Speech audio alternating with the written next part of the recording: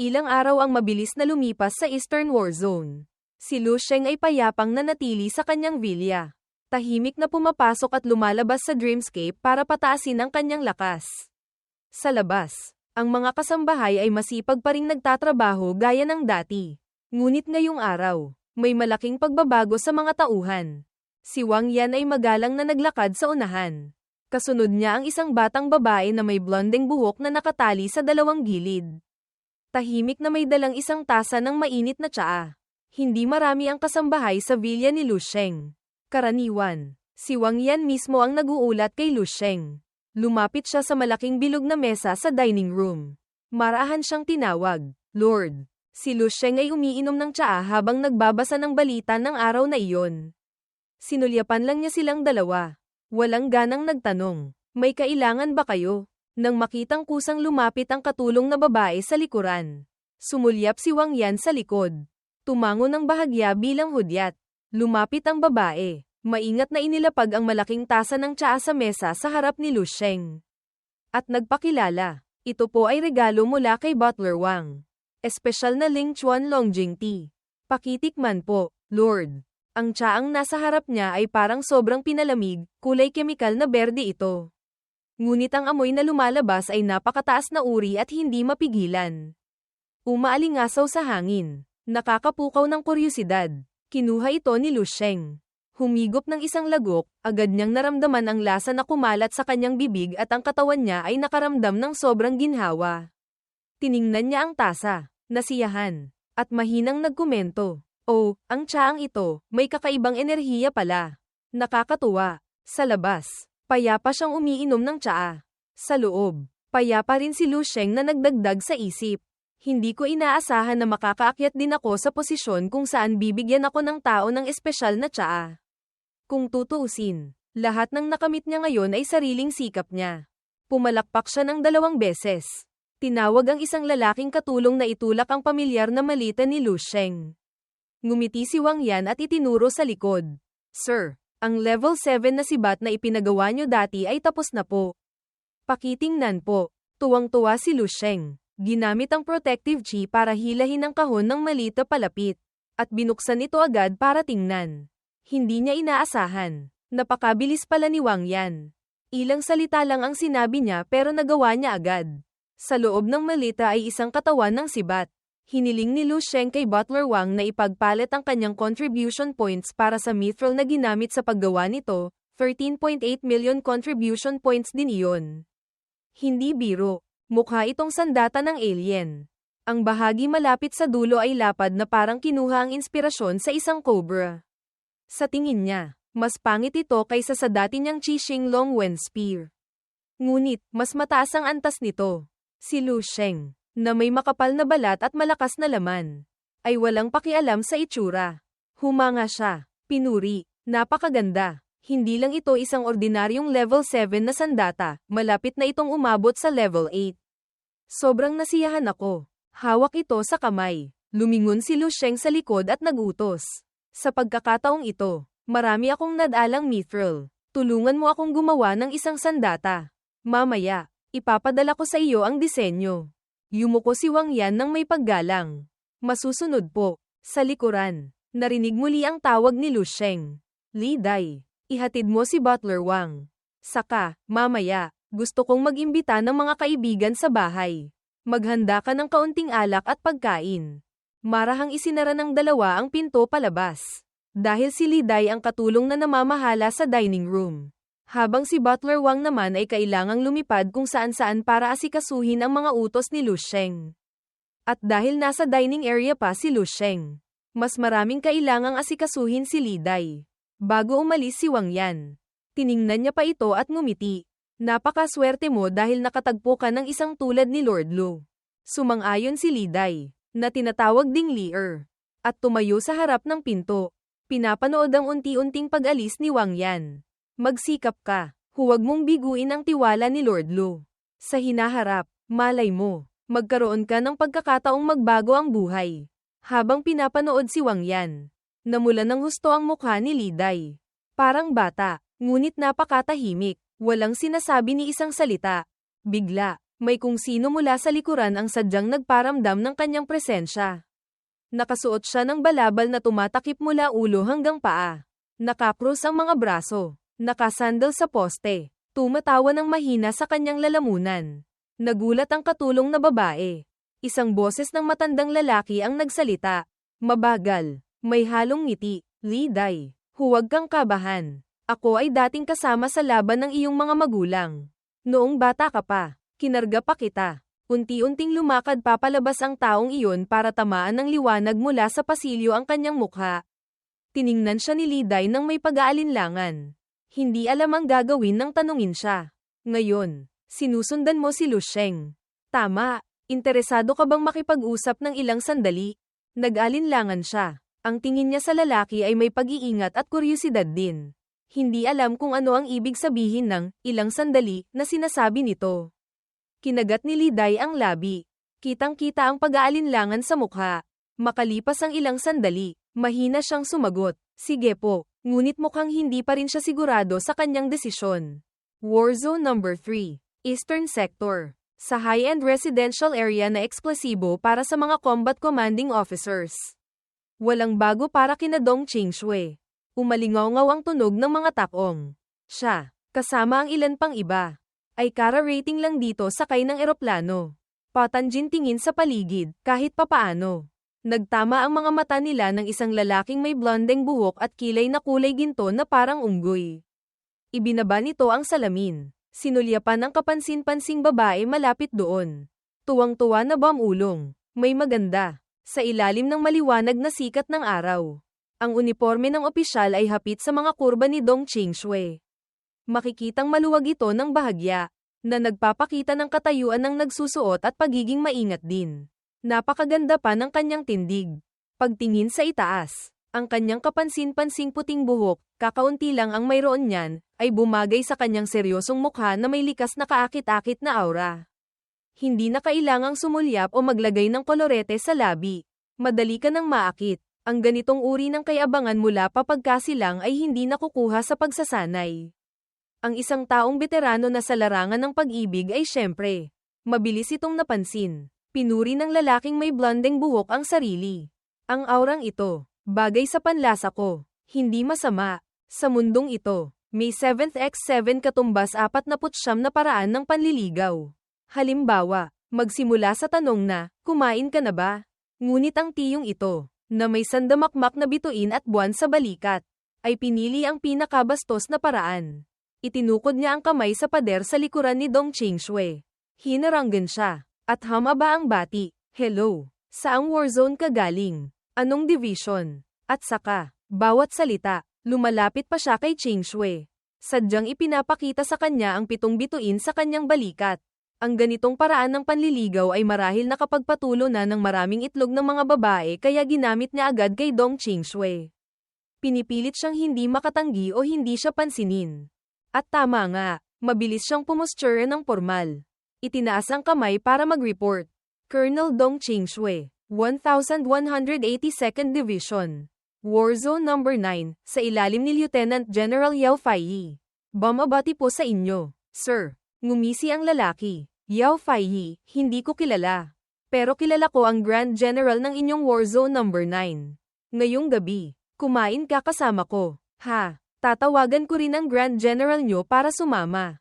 Ito na naman ang estilo ng paggamit ng posisyon para akitin ang tao. Walang interes si Dong Qingshui. Tumalikod siya agad pagkatapos ng military protocol. Paumanhin po, may hinihintay ako. At saka, may lakad na po ako ngayong gabi.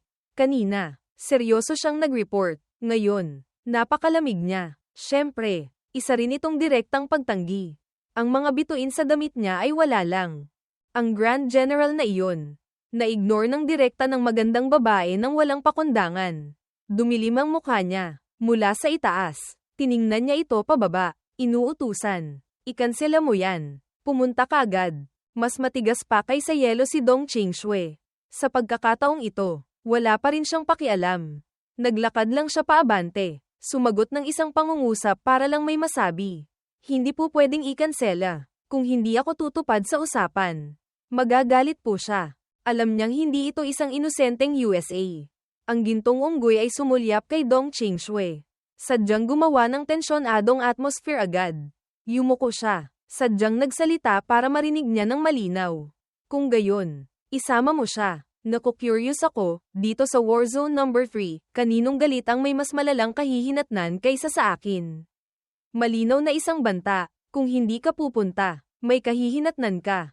Habang nakikipagtalo sa babae, may biglang tumapik sa balikat ng Grand General na Tio. Nainis siya, mabilis na lumingon, at nasalubong niya ang gwapong mukha ng isa pang mas matandang Tio. Sige, para makita mo mismo, yung tao, may puting buhok, asul na mata, nakasuot din ng uniforme ng militar, mukhang mas VIP pa kaysa sa gintong unggoy. Habang natutulala pa ang kalaban, diretsahan niyang sinunggaban ang kwelyo ng gintong unggoy. Hinigpitan ito, ngumiti siya ng may kumpiyansa, na nagpatakot sa lalaki. Sino ka? Mahalaga pa ba kung sino ako sa puntong ito? Binuhat siya ng lalaki sa kwelyo na parang isang manok na pumuputak. Nagpupumiglas. Ang Grand General ng Eastern Warzone, ganito lang ba ang lakas? Nagpupumiglas ang lalaki. Sinusubukang tanggalin ang kamay sa kanyang leeg. Pero hindi niya magawa, lumitaw na lahat ang mga ugat sa leeg niya. Nang makitang wala namang kasayahan dito, diretsahan niyang itinapon ang gintong unggoy sa pader. Napakadali, parang nagtatapon lang ng magaang bagay.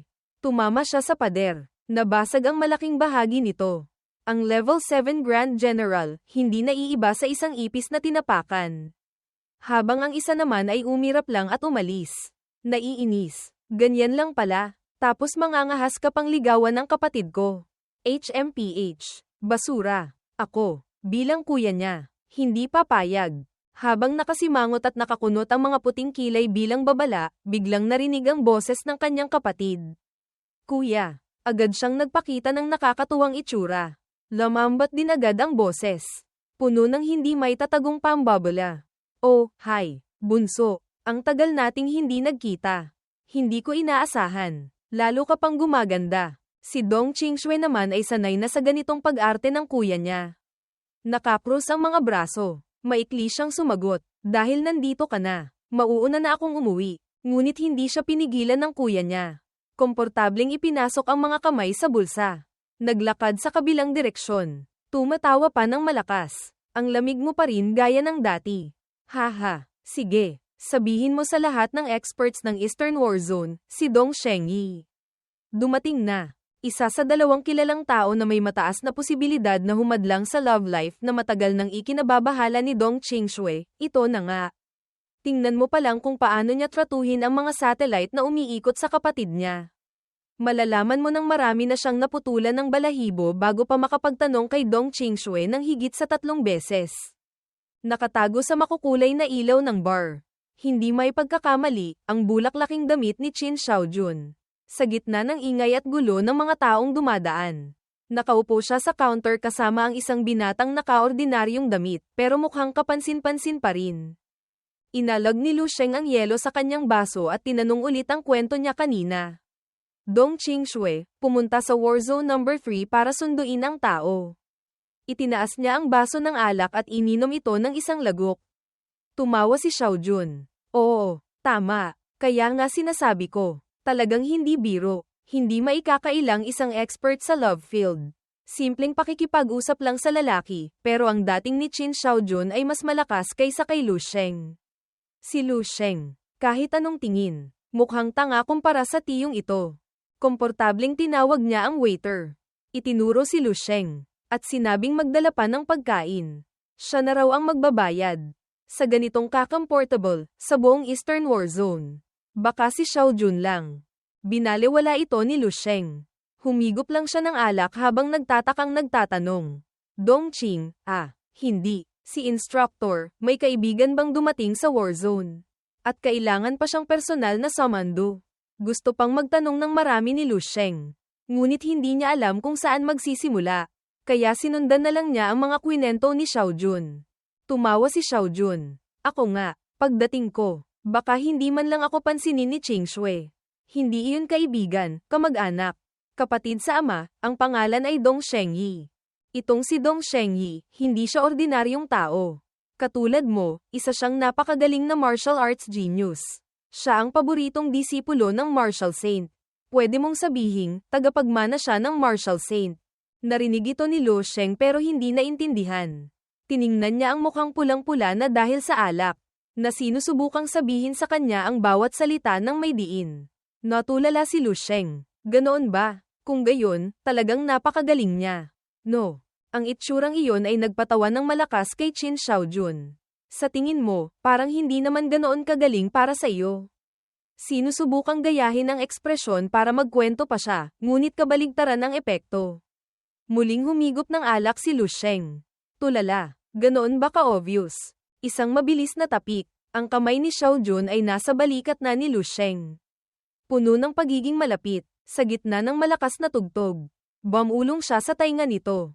Nagkukwento. Alam ko, bata ka pa pero 12 star na ang combat power mo. Napakagaling ng iyong talento, bata at matagumpay, pero sinasabi ko sa iyo. Huwag kang magiging kampante. Handa na si Xiaojun sa kanyang kanta ng bayaw na nagpatakot sa maraming magagaling na lalaking may balak kay Dong Qingshui. Dong Shengyi, talagang hindi siya ordinaryong karakter. Ang tagapagmana ng Martial Saint, hindi kasing simple ng iniisip nyo. Hindi lang yan. Si Dong Qingshui ay may isa pang kuya, ang pangalan ay Dong Pat Ian.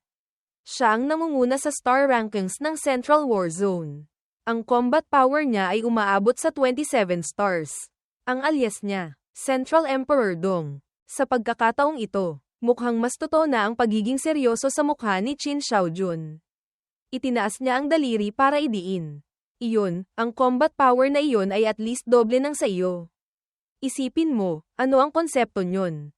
Sinasabi niya ang numero ng lakas para mas tumatak ito sa isip ni Lu Sheng. Gustong makita ni Qin Xiaojun ang bahid ng takot sa mukha ng binata para maipagpatuloy ang kwento na nag-aalala kay Qingshui kamakailan. Ngunit, binaliwala ni Lu Sheng ang tungkol sa 27 stars na iyon. Sumulyap lang siya sa kanya at nagtanong ulit. Ano? Ang kuya ni Instructor Dong ay si Central Emperor Dong. Nagtatanong siya, pero walang kahit anong interes.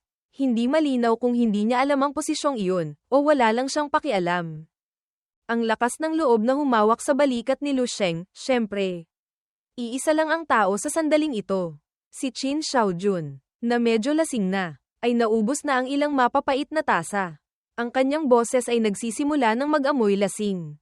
Pinagpawisan ka na. Ano, bunso? Hinigpitan ni Xiaojun ang hawak sa baso ng alak. Nagkukunwaring naiintindihan niya ang takot ni Lu Sheng. Nang hindi siya sumagot, inakala niyang natakot na ito nang marinig ang pangalan ng mga bayaw. Inubos ni Xiaojun ang laman ng baso sa isang lagok. Tinapos ng simple. Kung gusto mong ligawan si Dong Qingshui, kailangan mong lampasan ang dalawang harang ng mga kuya niya. Mahirap ang daan sa hinaharap. Binata, ingat ka. Sa gitna ng mga umiikot na makukulay na ilaw sa itaas. Ang dalawang general na ito, kahit anong level pa ng martial artist, ay mukhang mas malabo kaysa karaniwan. Itinaas din ni Lu Sheng ang kanyang baso. Hindi siya tumitingin sa kanya. Ngunit sumagot pa rin. Sinong nagsabing gusto kong ligawan si Dong Qingshui? Mula simula hanggang dulo, si Xiaojun lang ang nagsasalita. Si Lu Sheng ay laging tumatanggi. Wala pang sinabi si Lu Sheng na gusto niya ang babae. Matigas ang bibig, pero bakit namumula ang mga pisngi niya sa hiya na hindi makatakas sa mata ni Xiaojun? Ang hindi niya pag-amin ay lalong nagpainis kay Xiaojun. Ano pang pinagkukunwari mo? Isang lalaking tulad mo, ano pang tinatago-tago mo? Alam niyang kahit gaano pa katahimik ang bunsong ito, hindi pwede. Diretsahan ng inilabas ni Xiaojun ang kanyang alas. Tinagay ang baso. Pinaningkitan niya ang mata. Bumulong. Dong Qingshui, hindi na rin nagkukunwari sa akin. At tama nga, nataman niya ang sikolohiya ni Lu Sheng. Nanlaki ang mga mata niya. Hindi sinasadyang nabagsak niya ang baso ng alak sa mesa. Tumalsik lahat ng laman. Mabilis na lumingon ang binata. Sabik na nagtanong. Hindi may tago. Anong sinabi mo? Anong inamin sa iyo ni Dong Qingshui? Kahit si Xiaojun ay hindi inaasahan na bigla siyang magiging ganito. Ito ang eksaktong reaksyon na inaasahan niya matapos mag-inject ng kung ano-anong kwento. Mabilis na tumalikod si Lu Sheng para itago ang namumulang mga pisngi, ngunit hindi kasing bilis ng tawang ng aasar ng kuya. Oy, ganyan ka pala ka-excited. Huli ka na, bata. Lu Sheng. Lu Sheng. Alam ko na. Ano pa bang tinatago mo? Inilapit ni Qin Xiaojun ang kanyang mukhang alam na alam malapit sa kanya. Ang dalawang kamay ay minamasahe ang balikat. Ang boses ay puno ng ngiti. Ang martial arts mo, talagang napakalakas. Pero pagdating sa usapang pag-ibig, isa ka lang bata. Isang sulyap ko lang. Nabasa na kita. Wala namang dapat itago. Muling bumalik sa katinoan si Lu Sheng. Kalmado pa rin ang mukha. Ngunit ang tanong na lumabas sa bibig niya ay malinaw na para mag-imbestiga. Tama ang sinabi mo. Anong inamin sa iyo ni Instructor Dong? Hindi na napigilan ni Xiaojun ang bibig. Halos mapunit na sa kakatawa. Hehe, ano ba ang gusto mong aminin niya sa iyo? Baka sa sobrang tanong, magsawa si Lu Sheng at hindi na sumagot. Masasayang lang ang buong gabi. Huminto si Xiaojun sa pagtawa. Umupo ulit sa tabi niya. Sige na, hindi na kita aasarin pa. Tiyak na may gusto siya sa iyo, pero... Bigla niyang itinuro ang mukha ni Lu Sheng gamit ang hintuturo. Natigilan si Lu Sheng. Napatingin. Seryoso at puno ng paninisi ang boses ni Xiaojun. Ikaw na bata ka. Nung isang araw, balak kanyang ayain kumain. Sigurado akong gusto lang niyang pag-usapan ito sa iyo. Ang resulta, pinaghintay mo siya sa wala. Ang galing mo. Namula na naman ang mga pisngi niya. Tulala siyang napasabi ng, sa isip. Yun pala yun. Pero ano bang alam ng general na ito? Dahil sa paniniwalang siguradong asawa niya ito. Handa siyang paghintayin pa ito ng ilang beses pa. Ano bang mahalaga sa dahilan ng pag-aya kumain? Nagbuhos pa siya ng 2 baso ng alak. Nahulaan ni Xiaojun na nag-aalala ang batang ito na baka nagalit si Qing Shui. Kaya inunahan na niya. Huwag kang mag-alala. Kilalang kilala ko si Dong Qing Shui. Kapag nagdesisyon na siya, mahirap nang baguhin ang isip niya. Ang paglampas sa harang niya, hindi problema. Itinulak niya ang baso ni Lu Sheng palapit dito. Inulit pa ng isang beses. Gaya ng sinabi ko kanina, ang problema talaga ay yung 2 kuya niya, si Dong Shengyi at si Dong Pat-ian. Napakalakas ni Dong Shengyi. Sakto sa sandaling iyon, malakas na bumukas ang pinto ng bar mula sa labas. 2 tiyo ang pumasok, nagtatawanan at nag-uusap. Napakaingay sa isang sulok. Sa unang araw pa lang niya sa Eastern Warzone natin, sunod-sunod niyang tinalo sina Sun Hengyu, ang nangunguna sa General Star Rankings, at si Chi Sun, ang pangalawa. Pareho silang pinugutan ng ulo. Sino pa ang kalaban niya? Mukhang exciting. Parehong napatingin sina Lu Sheng at Qin Xiaojun sa direksyong iyon. Nakikinig. Oo nga, narinig ko. Sa pagkakataong ito, lumabas siya sa kanyang seclusion, handa siyang hamanin ang 4 na malalaking war zones para patunayang walang kapantay ang kanyang martial daw. Iyon ang path-seeking sainthood, daan patungo sa pagiging santo. Seryosong nagkomento ang lalaking kalbo. Ang martial saint, masyadong OA na yun. Napakarami nating expert sa war zone. Tiyak na may makakatalo sa kanya. HMPH. Hindi man narinig ni Qin Xiaojun ang pangalan. Alam niyang kung sino ang pinag-uusapan ng dalawa. Nawala lahat ng bakas ng alak sa mukha niya. Bumulong siya. Dong Shengyi, nagsimula na siyang kumilos. Malapit na ang Eastern Assembly, tapos darating siya para manghamon sa oras na ito. Napakayabang. Muli niyang nilagok ang alak sa baso. Glug-glug. Habang nagpapatuloy sa pagdadaldal, kasing excited din siya ng 2 kanina. Ang titulong Martial Saint, talagang kaakit-akit. Baka wala ring magawa ang Warzone sa kanya. Kailangan mong mag-ingat. Itong si Dong Shengyi, nagdeklara siyang lalabanan niya ang buong Eastern Sector ayon sa rankings pababa. Mabilis lang. Ikaw na ang susunod. Idagdag pa, ang relasyon mo kay Dong Qing Shui, tiyak na bibigyan ka ng espesyal na atensyon. Sa pag-iisip, ang eksenang ito ay parang madramang teleserye na bihira lang gawin ng mga palabas. Ang crush ng kapatid na babae, bakit makikipag-away para sa ranggo sa kuya? Bigla, may tanong na lumabas kay Lu Sheng. Ano ang relasyon ni na Dong Qing Shui at Dong Shengyi? Naamoy agad ni Xiaojun na may mali. Anong ibig mong sabihin? Gusto mong makiusap si Dong Qing Shui para palampasin ka ni Dong Shengyi? Napangiwi siya. Agad na tumanggi. Siyempre hindi. Sino namang gagawa nyon? Iniisip ko lang, sa pagkakataong ito.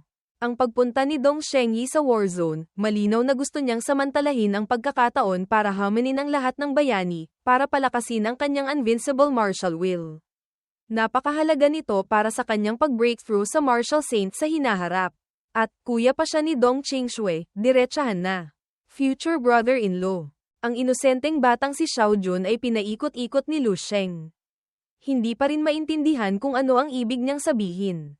Nanlaki ang mga mata, naghihintay sa susunod na eksena. Oo, tapos. Kung makakaharap niya ako, tiyak na matatalo ko siya. Ang invincible will na hindi pa nabubuo, madudurog na agad. Ang kanyang pag-iisip, syempre. Sa hinaharap, magiging mailap na ang pagkakataon niya sa martial daw.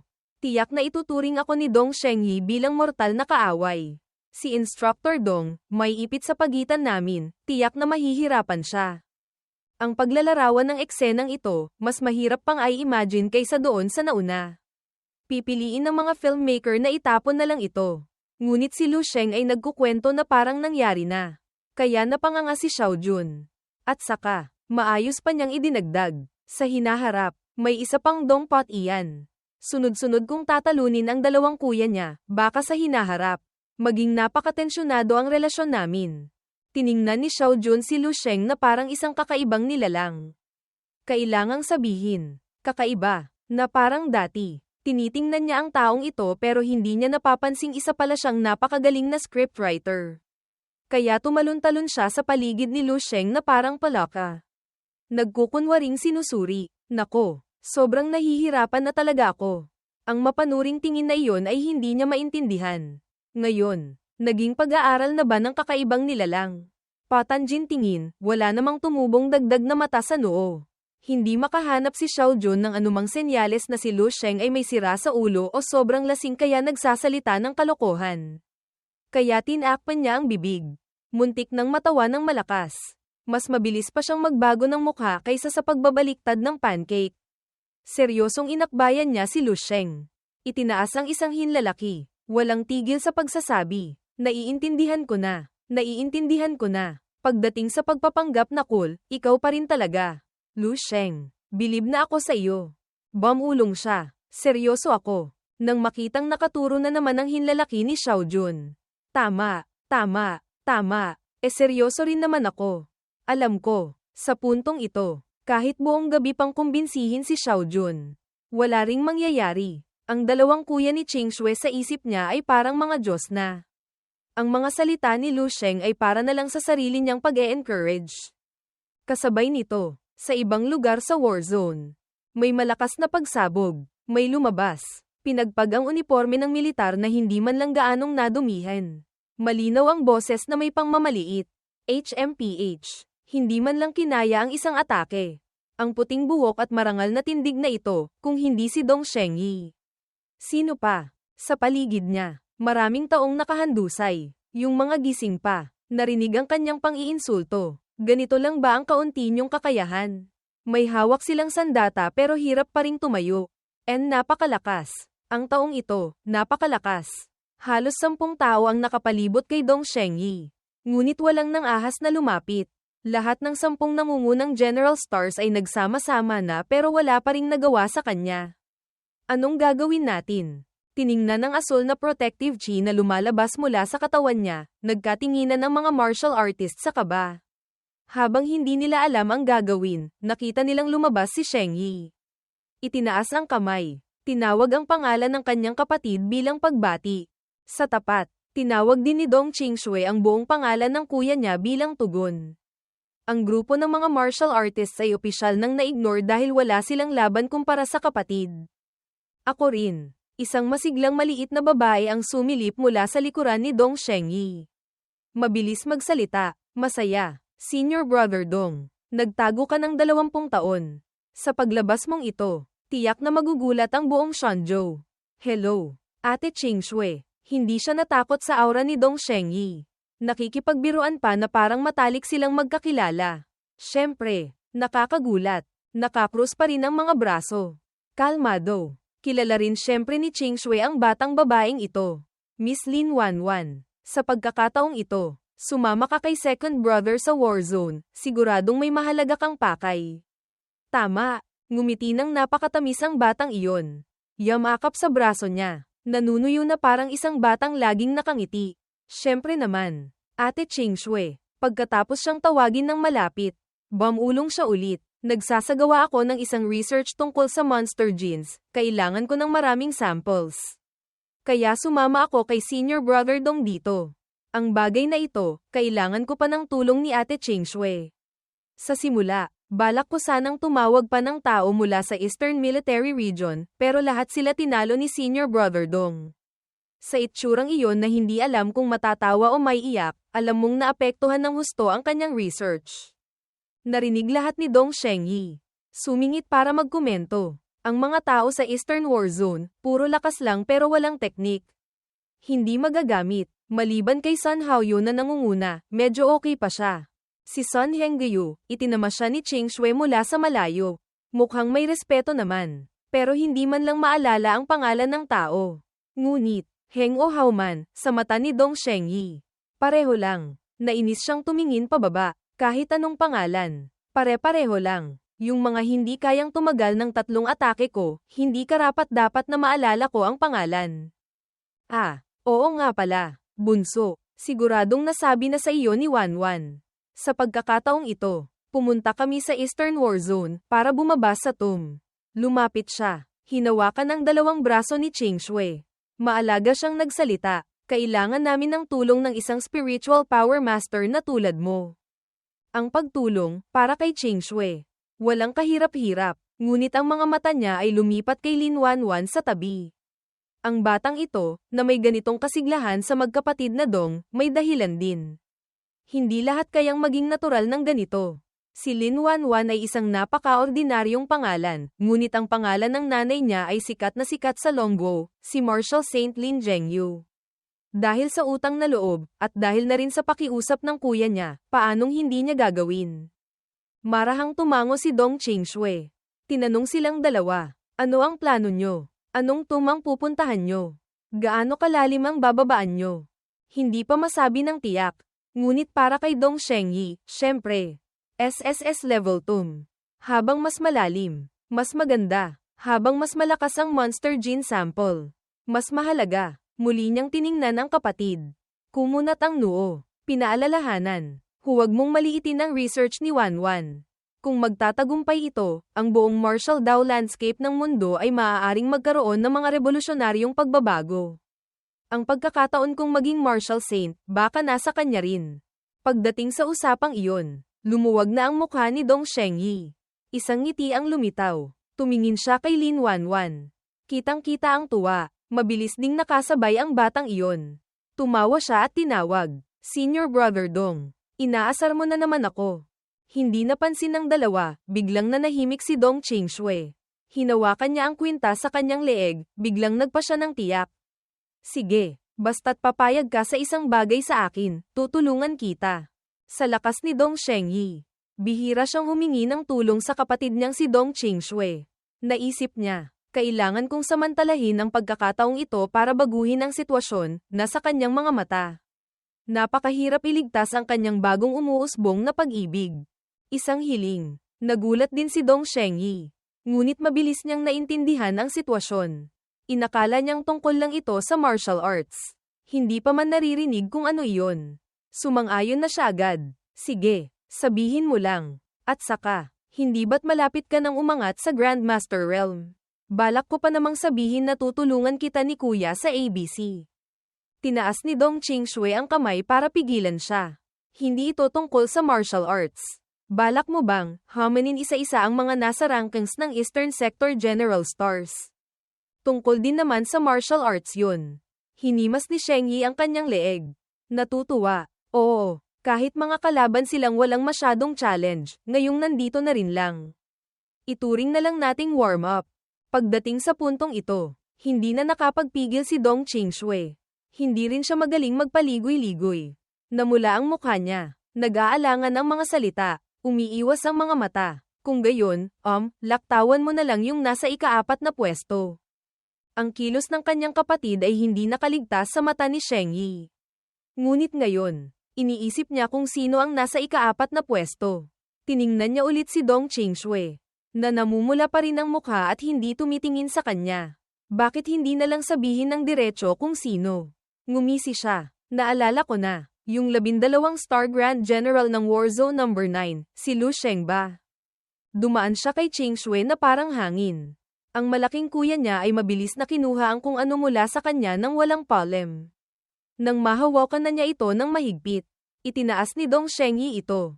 Tinitingnan ng maliit na bagay na mukhang jade pendant, na may ilang ikot pa ng tali. Ngumiti siya ng may tuwa. Inilabas ang mapanuksong mukha. Regalo niya ba ito sa iyo? Nakakatuwa naman. Ganito kalaki na ang purong Marshall wheel, pero nagulat ka pa rin nang kunin ko ang gamit mo. Mabilis niyang sinabi sa kuya niya. Ibalik mo yan. Sa sobrang tensyonado niya, lalong natuwa si Shengyi na asarin siya ng ganito. Ibinalik niya ito sa kamay ni Ching Shui. Tumawa siya ng mahina. Ang init pa rin ng ulo mo tulad noong bata ka. Hindi ka man lang mabiro. Nang makitang namumula pa rin ang pisngi ng kapatid. Kalahating nahihiya, kalahating naiinis. Sumuko na siya, ngunit mayabang pa rin ang tono. Pero, dahil nabanggit mo na siya, syempre, susundin ko ang gusto mo. Lalaktawan ko siya, pero limitado lang ito sa military martial arts competition na ito. Pagkatapos kong manalo sa lahat ng 5 war zones, kung yung taong gusto mo, ay kayang saluhin ang isang atake ko, kikilalanin ko siya.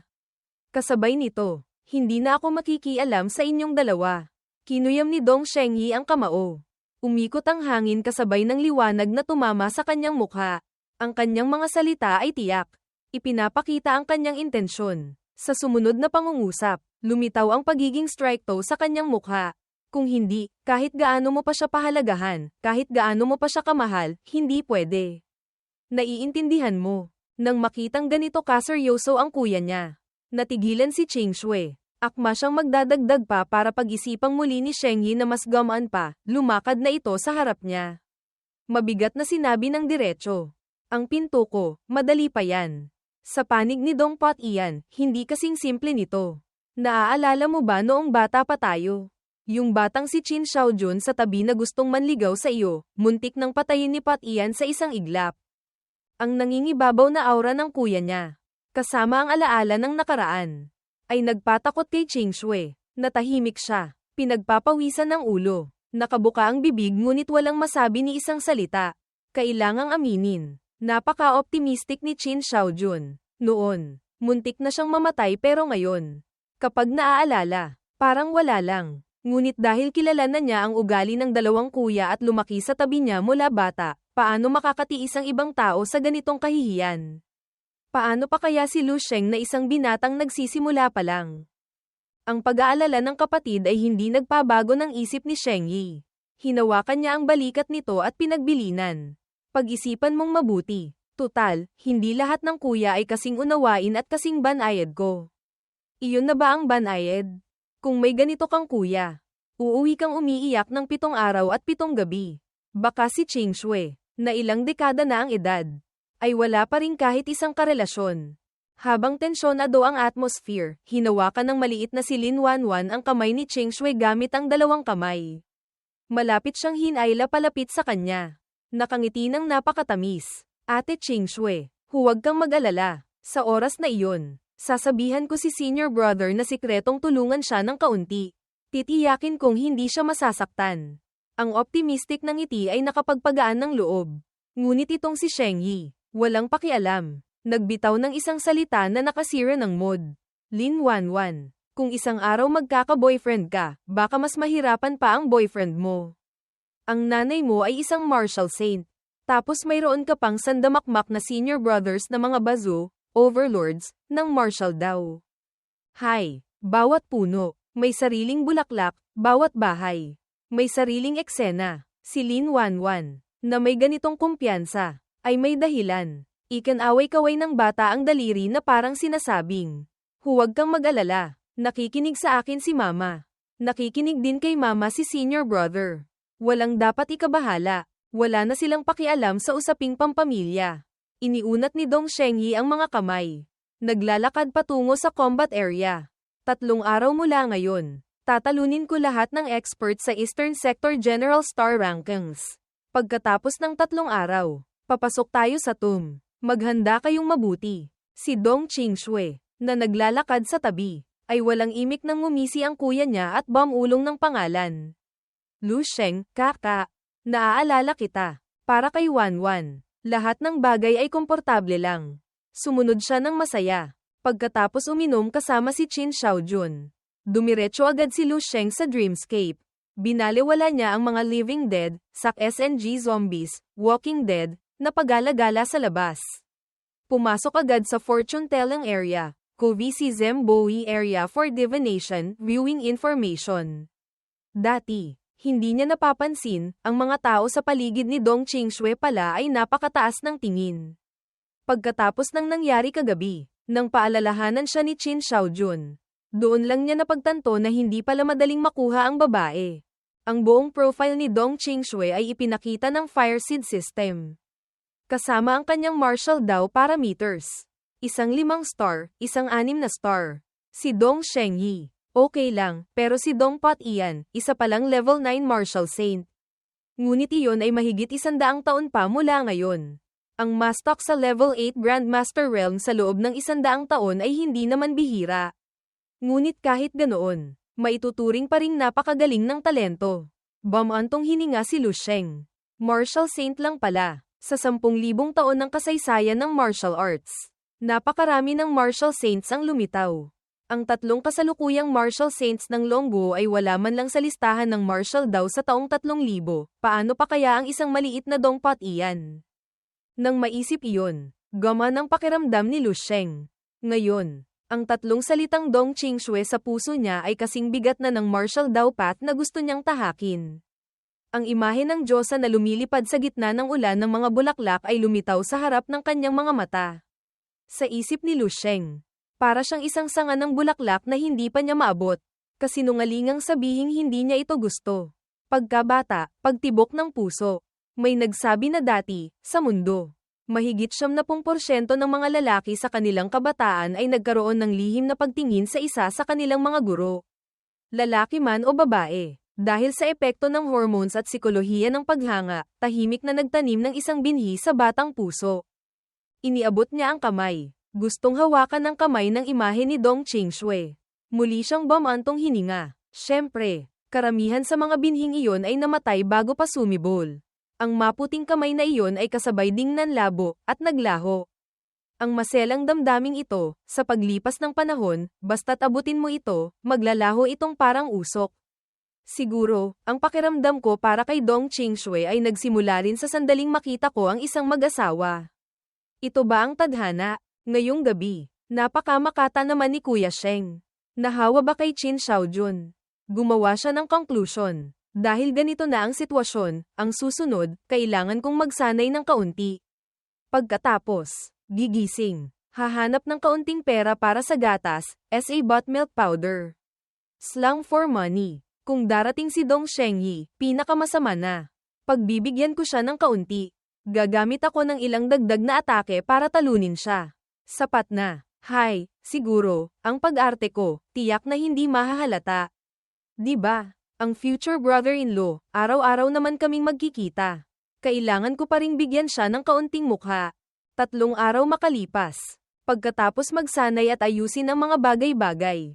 Komportableng nakaupo si Lu Sheng sa dining room. Nag-scroll sa phone. Nalinawan na niya ang kanyang puso. Nag-scroll si Lu Sheng sa kanyang mga kaibigan, nakita ang mga pangalang tulad ni Nazing Dandan, Yang Yuan, at iba pa, lahat ay in-unfriend niya. Napakasimple ng iniisip niya, lahat ng wala sa aking mag-asawa, listahan ng potensyal na mapapangasawa, sa hinaharap.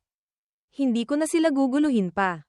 Yung mga kwento ng Grandmaster na may 10 asawa, gawa-gawa lang yun. Dapat maging matino ang lahat at mag-isip. Si Lu Sheng namin ay walang balak bumuo ng harem. Pagkatapos, nag-scroll siya sa pangalang Hilingso, iba na. Ang pangalawang asawa ay narito. Matagal na siyang hindi nakakadalaw. Ngayon, nagpa siya si kuya na siya ang unang mag-message. Nandyan ka ba? Sumagot agad siya. Mabilis. Hinahanap nga kita para mag-report. Kamakailan. Ang Ling Sheng Pharmacy. Maikli ang unang pangungusap. Ang pangalawa ay maikli rin, ngunit 12 mensahe ang sabay-sabay na lumabas. Napangiwi si Lu Sheng. Tuloy-tuloy na ibinuhos ni Lingso ang lahat ng uri ng kwento sa paggawaan ng gamot. Pagdating sa usapang trabaho, kaya niyang magsalita buong araw nang hindi nauubusan. Sunod-sunod ang mga mensahe. Gustong malunod ng binata. Ang ganitong tao, pwede ba talagang pakasalan? Tiningnan niya ang isang file ng thesis report. Bumantong hininga si Lu Sheng. Hindi kaya, pag nanganak kami, kailangan ko munang i-report ang trabaho ko sa kanya. Hay, hindi ko na kaya makipag-usap. Alalahanin ko na lang siya ng kaunti. Nag-type siya ng isang mahabang mensahe. Walang kinalaman sa trabaho. Lumalamig na ang panahon kamakailan. Mag-ingat ka sa pag-init. Huwag kang masyadong magpagod. Mas mahalaga ang kalusugan. Sinamahan pa ng isang speechless na emoji. Na nagpatalon kay Hilingso sa kabilang linya pagkabasa. Ano to? Si Luhat Mao, Blood Soccer Lu, nagsalita ng mabuti. Karaniwan. Kung hindi siya malamig, tahimik siya. Sinong sumapi sa kanya ngayon? Habang nanonood ng balita ng araw, nag-vibrate ang telepono sa mesa. May bagong mensahe. Siyempre, si Lu Sheng ay hindi yung tipo na sadya kang nagtanim ng bulaklak. Hindi tumubo, hindi mo sinasadyang nagtanim ng willow. Tumubo naman. Balak lang niyang magpakita ng kaunting pag-aalala, hindi niya inaasahan. Nakita niya ang isang mahabang mensahe, sino ka? Bakit mo ninakaw ang telepono ni Lu Sheng? Kung napulot mo ang telepono ng iba, ibalik mo. Naintindihan mo. Sa ibaba, may larawan pa ng isang seryosong panda na nagpapaalala, binabalaan kita gamit ang masasamang salita. Hay, huwag na lang kumustahin. Hindi makasabay si Lu Sheng. Bigla niyang naalala, 3 araw na, bakit hindi pa dumarating si Dong Shengyi? Dahil lang sa balitang nabasa niya kanina, tinalo na niya lahat ng experts ng Eastern War Zone. Maliban kay Sun Hengbeo, ang pinuno ng 7 luminaries. Lahat ng iba pa ay tinalo sa isang atake lang. Ang headline ng dyaryo, Dong Shengyi tinalo ang nangunguna sa rankings ng Warzone No. 9. Hindi mapigilan. Bumulong si Lu Sheng. Malinaw na nakipaglaban na siya sa lahat, pero hindi niya ako hinanap, ang nasa ika-4 na ranggo. Nakakatuwa naman yun. Sadyang nilaktawan niya ako. Pinagbibigyan niya ba ako? Tiyak na dahil kay Dong Qingshui. Hindi niya inaasahan, nakaramdam siya ng kaunting pakiramdam ng pagiging kept-man, umaasa sa iba. Pagdating sa usaping ito, mukhang mas malinaw na ang isip ng binata kaysa dati. Mabilis niyang napagtanto. Pinagbigyan mo ang kapatid mo, kung gayon. Pagbibigyan ko rin ang asawa ko. Hindi mo ako ginalaw, hindi rin kita papatulan. Ibinaba niya ang baso ng tubig sa mesa. Bumangon si Lu Sheng. Oras na para pumasok muli sa tomb. Tutal, ang martial arts competition ng Eastern War Zone ay ilang araw pa naman. Hindi lang ang paggawa ng sandata ang nangangailangan ng pera, sa hinaharap. Pagpapakasal, pag-aalaga ng asawa at anak, lahat kailangan ng pera. Bumalik sa pagiging malamig na si Saint Sheng. Ipinasok niya ang mga kamay sa bulsa. Lumakad palabas. Nag-utos kay Liday. Tulungan mo akong ayusin ang mga gamit ko. Aalis ako para sa isang misyon. Mabilis na sumagot ang katulong.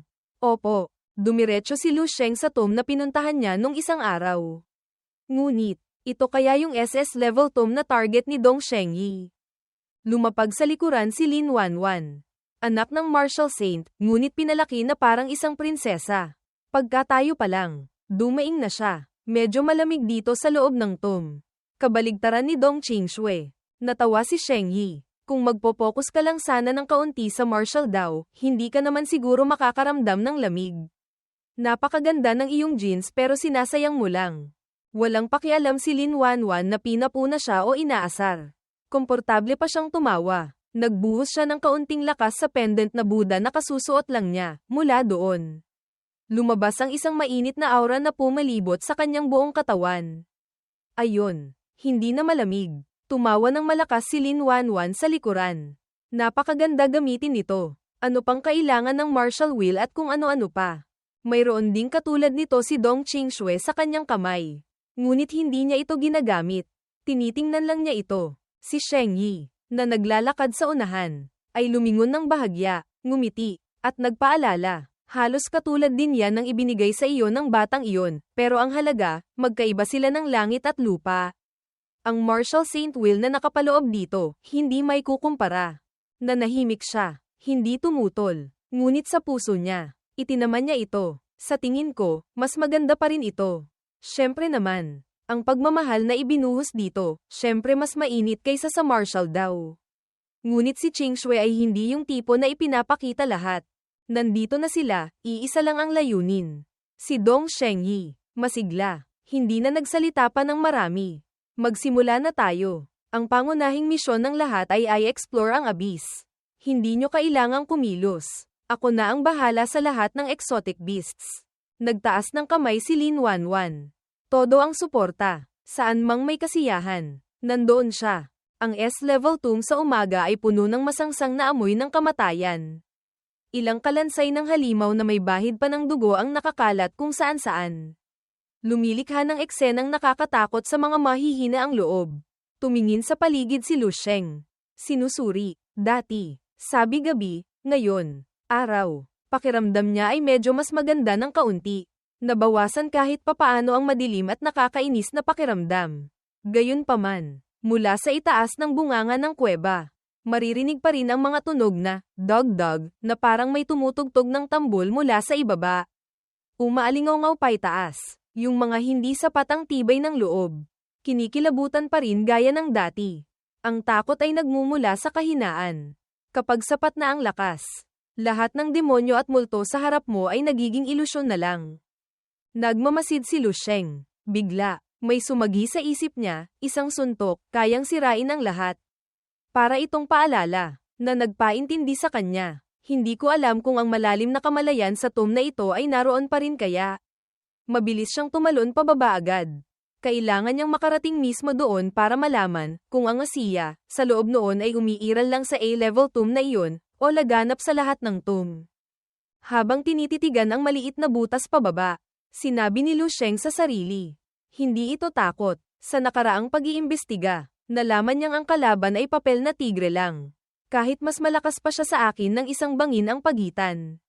Wala siyang magagawa. Sa pag-iisip, ang halimaw na lamok na iyon ay mukhangang nakakatakot, pero yung pagpapanggap niyang diwata ay napakatagal, na nagpapatunay na wala siyang sapat na lakas para pumatay agad mula sa simula.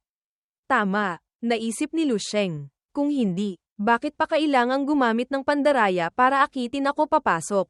Nang tumama ang paa niya sa bato sa ibaba, dumiretso na siya sa 30th floor kung saan niya dinala ang Red Jade Squad dati. Mas matindi ang amoy ng kamatayan dito sa ibaba, ngunit mas komportable si Lu Sheng kaysa dati. Nakagawa na ng conclusion ng binata, kung makaharap ko talaga siya, umatras na lang. Tutal, pumunta ako rito para magmina ng mithril. Hindi para sirain ang ilusyon. Bigla siyang napangiti. Ano kaya ang ginagawa ni Dong Qingshui ngayon?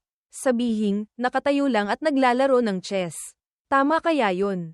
Sa S-level tomb, nakatayo lang si Dong Qingshui na nakakrus ang mga braso. Pinapanood si Dong Shengyi na pumatay ng isang malaking halimaw. Habang si Lin Wanwan naman sa likuran ay tumatalon at sumisigaw ng suporta. Tuwang-tuwa, sige na, ibaba na ang espada. Tumingin si Shengyi sa paligid. Nakitang maluwag na at wala ng panganib. Sumulyap siya sa kapatid. Nagbigay ng hudyat. Kumunat ang kilay ni Qingshui. Isang lilang liwanag ang lumabas sa kanyang mga mata. Ang kanyang spiritual power ay inilunsad. Gumapang sa bawat palapag ng tomb. Sinusuri ng mabuti ang bawat haligi ng bato. Bawat patag na ibabaw. Pati na ang mga lugar na hindi abot ng liwanag. Hindi gumagamit ng ordinaryong mata. Mabilis siyang nakagawa ng conclusion, wala nang ibang exotic beast sa paligid. Lumibot ang kanyang perception. Nagbigay hudyat sa dalawa na maaari ng mangolekta. Hinihintay lang pala iyon ni Lin Wanwan. Pumasok siya sa seryosong mode. Kinuha ang mask. Isinuot sa mukha. Hinayla ang puting guantes. Lumapit sa isang sample ng halimaw malapit sa kanya. Ang mahaba at matulis na karayom ay tumusok sa balat nito, umalingasaw agad ang amoy ng dugo sa paligid. Kumuha siya ng malaking sample nito. Pagkatapos ay inilipat sa isang test tube. Itinaas ito. Sinusuri. Napakalakas ng sample ng dugo. Talagang level 7 exotic beast. Iba talaga. Kahit normal siyang mukhang pabaya. Pagdating sa trabaho, napakadetalyado ni Wanwan. Ang magkapatid na Dong ay nakatayo lang sa gilid. Nanunood. Hindi nakikialam o tumutulong. Nagsalita pa si Shengyi. Nakikipagkwentuhan. Ang pinagmulan ng lakas ng martial artist ay nasa katawan. Bawat bahagi ng katawan ay ang pinakamagandang sandata, hindi tulad ng mga basurang general stars dyan sa inyo. Sa pandinig, Parang nanlalait, ngunit sa katotohanan, lumingon si Dong Shengyi. Hawak ang espada sa likod. Mabilis na gumawa ng cool at malamig na pose para makita ng kapatid. Hindi alam kung saan galing ang usok na lumabas para magbigay diin. Ako, nagsasanay ng malamig na sandata, ay para habulin ang sukdulang husay. Lampasan ang limitasyon ng katawan. Kung hindi lang para mapabilis ang progreso, hindi ko man lang gagamitin ang espada. Itinaas niya ang mukha, tumingin pababa sa kapatid sa ibaba para makita kung gaano siya kagwapo. Dinagdagan pa, tutal, ang dugo ng mga hayop na ito ay masyadong marumi. Ang ganitong pagpapakitang gilas, sanay na si Cheng Shui. Wala siyang pakialam. Binuhusan niya ng malamig na tubig ang kuya niya. Kuya, una, tumulong ka sa pagkolekta. Pangalawa, manahimik ka. Walang gustong makinig sa mga mayayabang mong salita. Si Dong Shengyi, na kilalang napapasunod ng kapatid sa isang sigaw, ay natahimik, pinagpawisan, napanguso pa. Isang HMPH lang ang nagawa. Hindi makasagot. Ang malamig na aura na kinatatakutan ng buong warzone ay nawala. Kaya pala hindi marunong makipagbiruan si Dong Qingshui sa iba, pati kuya niya. Ganito, si Dong Shengyi, kapag kumikilos, talagang kahanga-hanga ang galing ng isang taong may lakas. Sa sumunod na bahagi, hindi na siya gumawa pa ng mga porma. Pasok lang siya at was-iwas ng espada. Natapos na niya ang isang tumpok ng exotic beast sa isang iglap. Sa ganitong tuloy-tuloy na pagpatay, madaling nakarating ang grupo sa kaloob-looban ng tomb. Pinapanood ang nag-iisang si Shengyi na sumasayaw at umiikot sa gitna ng mga halimaw, na hindi man lang kalaban para sa kanya, nalungkot si Cheng Shui. Dapat sana, masaya ako na may ganito akong kalakas na kuya, pero kapag naiisip kong maaaring mapahamak si Lu Sheng dahil sa kanya, hindi ko maiwasang mainis. Puro isang hiwa lang, bagsak na ang mga halimaw. Napakabilis ng pagsugod niya na hindi man lang nabibigyan ng kahit kaunting lamang ang mga kalaban. Bigla, isang masayang ngiti ang lumitaw sa kanyang labi. Masaktan siya ng kaunti sa loob ng tomb, ayos lang din. Pagkaisip pa lang ng pangungusap na iyon, agad niyang pinakawalan ang kanyang perception sa malawak na lugar, ngunit hindi nagsalita para paalalahanan. Nadulas ang paa ni Dong Shengyi. Gulat ang mukha, nawalan ng balanse, bago nakatayo ulit ng tuwid. Lumingon siya sa likod. Malakas na tinawag. Cheng Shui, bakit may bangin dito pero hindi mo man lang ako sinabihan? Kung hindi dahil sa paalala ng martial daw intuit ayon ko, muntik na akong mamatay doon. Kalmado ang mukha niya. Kumunat ang noo. Puno ng pagkukunwari. Paumanhin. Kuya, hindi ko nakita. At saka, ganyan kaliit na bangin, kahit tamaan ka pa. Hindi ka naman mamamatay. Pagkasabi ng pangungusap na iyon, nagbago ang mukha niya. Mukhang mas mapanganib. Mas mariin din ang boses. Pinakamasama na, masugatan ka lang ng malubha. Pakiramdam niya ay may malamig na hangin na dumaan sa kanyang ulo. Nanlaki ang mga mata ni Dong Shengyi. Hindi makapaniwala na ganito kalupit ang kapatid niya. Isang salita lang ang nasabi niya. Ikaw, tapos natahimik. Ganyan kalupit. Ilang segundo lang ang pag-arte, nagtampo na. Mabilis na bumalik si Shengyi sa pagiging seryoso. Malamig na umirap, hindi makatwiran, sa sobrang bilis ng pagbabago ng mood. Pati si Wanwan ay natulala. Sumunod, si Dong Shengyi, kahit patuloy na sumusugod ng marahas, gumamit pa ng apoy na bumabalot sa talam ng espada para patayin ang mga halimaw, ngunit sa isang tuwid na linya, palagi siyang muntik ng mahulog sa bangin. Ilang beses nang ganoon, hindi siya makapag-focus sa pagpatay. Nainis na siya, habang itinarak ang espada sa isang halimaw. Sumigaw siya, Dong Qingshui, ano ba talagang ginagawa mo? Gusto mo ba akong mapahamak? Sa pagkakataong ito, talagang naiinis na siya. Napakaseryoso ng tanong. Ngunit si Qingshui, nagkunwaring walang alam. Nakakrus ang mga braso. Nakatayo doon. Komportableng sumagot, hindi ko nakita. Ang kalmadong itsurang iyon ang nagpagalit kay Shengyi. Kanina, sabi niya hindi makatwiran, ngayon. Itinuro niya ang loob noon. Naiinis na inaakusahan. Sinungaling. Malinaw na sinadya mong dalhin ako dito. Ikaw ang nagpumilit na dito tayo dumaan. Ang malamig niyang mukha, hanggang doon lang ang kaya niyang galit. Natatakot bang mabuking si Dong Qingshui? Nakakrus ang mga braso. Nakatayo doon. Walang hiyang nagtanong pabalik. Oh, ganoon ba? Hindi ko talaga nakita. Paumanhin. Sa susunod, mag-iingat na ako. Nakakatakot. Sobrang nakakatakot. Sa pagkakataong ito, naintindihan na ni Dong Shengyi kung ano ang resulta kapag ginalit ang maliit niyang kapatid. Ang babaeng ito, hindi pa nga nag-aasawa. Hindi na siya lumaban pa. Naiinis siyang lumapit kay Ching Shui. Itinuro ito. Nagreklamo ng mahaba. Ang siko mo, lumabas na. Pati sariling kuya. Kaya mong itulak sa kamatayan. Sa hinaharap, ano pang kahihiyan ang gagawin mo? Binaliwala siya ni Ching Shui. Nakakrus ang mga braso. Tumalikod. Nagbingi-bingihan. Lalong nagpagalit ito sa kuya niya. Halos mapilipit na ang mukha niya sa inis. Nakita ni Lin Wanwan na masyado ng tensyonado. Lumapit siya para mamagitan. Dito, iisa lang ang spiritual power master. Ayaw gawin ni Ching Shui, talo na rin si Sir Wang, isang halimbawa. Senior brother, alagaan mo na lang ang sarili mo. Hindi mapakiusapan ng kapatid, narinig pang sumingit si Wanwan. Hamaba ang bibig ni Shengyi. Hinayla siya palapit, sa hinaharap. Kapag nagka-boyfriend ka, huwag na huwag mong gagayahin ang batang ito. Ang babaeng ito, napakaitim na ng budi ngayon.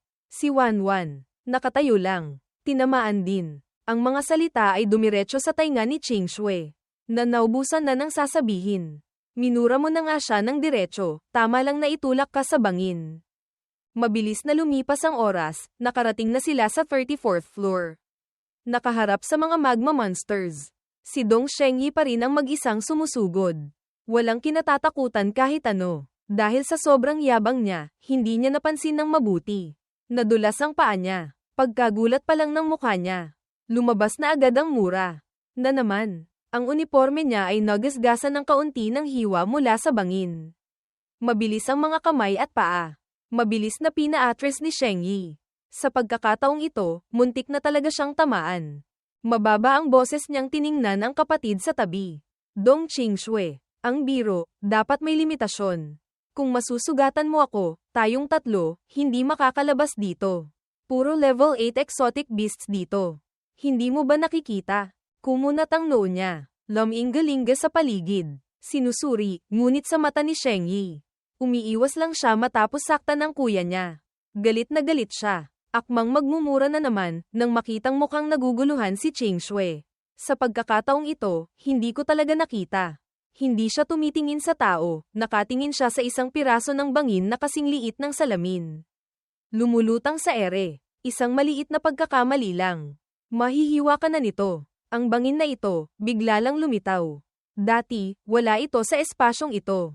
Medyo, nakakabagabag ito. Lumingon siya sa dalawa. Puno ng pagtataka. Ganoon kahaba ang sinabi niya, pero si Lin Wanwan ay nakatakip ang bibig, si Dong Shengyi ay napipilipit na parang constipated.